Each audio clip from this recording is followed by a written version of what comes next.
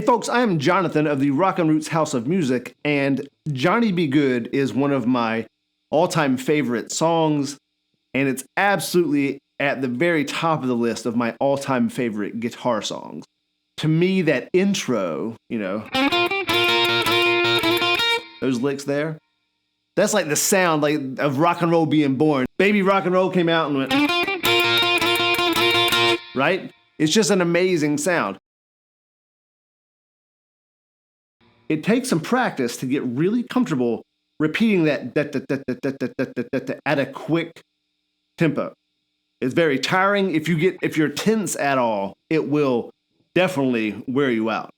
So the trick then becomes practicing it enough to where you can hum along with it because it's quick, but where you're not tense. Now, at first you want to start it slowly, but you want to get to where you can do it comfortably. I don't know. I don't remember the tempo, but it's high. I mean, it's high. When you get to where you can do that and think about other things, you can talk, you want to be able to do it while you're talking. You got to take little breaks here and there. But basically the song, when he's singing the song, he's just kind of talking through it. So obviously that's the level of comfort he had. He could sit and tell you a story. He could sing you a song while he's doing that. So getting really good at the shuffle. And let me tell you why that is so essential. The leads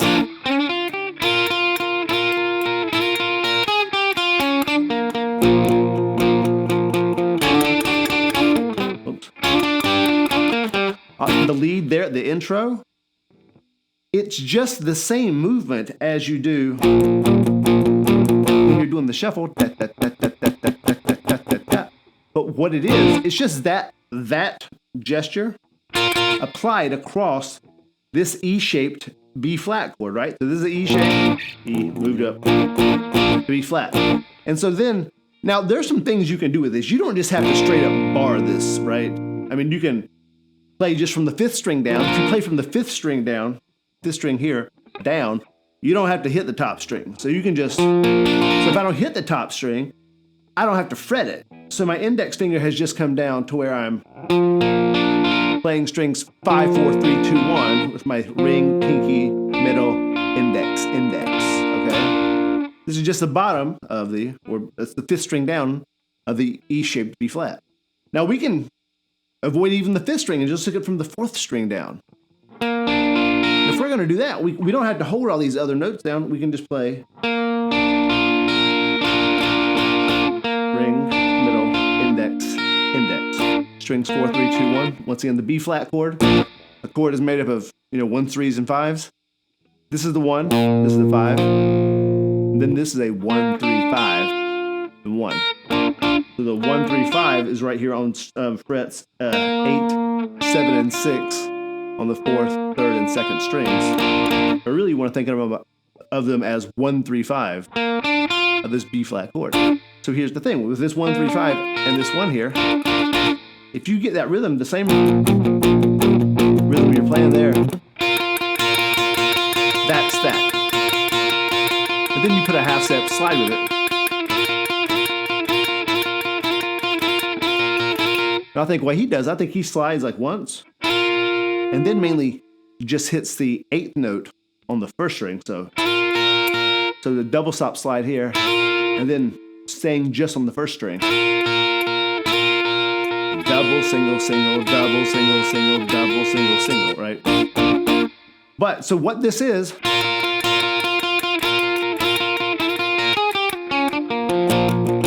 all that is just that relentless rhythm in the strumming hand applied to different notes in this E-shaped B-flat chord. There are a couple other notes that aren't in the chord, and they are, you put your pinky out to the 9th fret, 2nd string. That's a B-flat 7 chord. Then you bring that pinky in a half step to the 8th fret of the 6th string, and then that becomes a 6. And so a good way to practice it is just practice that rhythm on each string of this B-flat chord. That's just the 6th, 5th,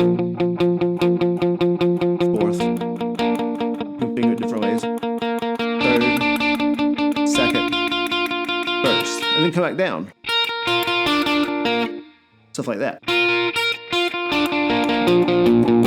And then the next thing is practicing 2 strings at a time, like 2 and 1 together. From there.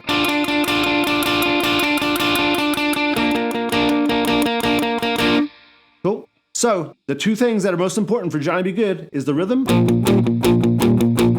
and then applying that rhythm 2 notes across this E-shaped B flat chord.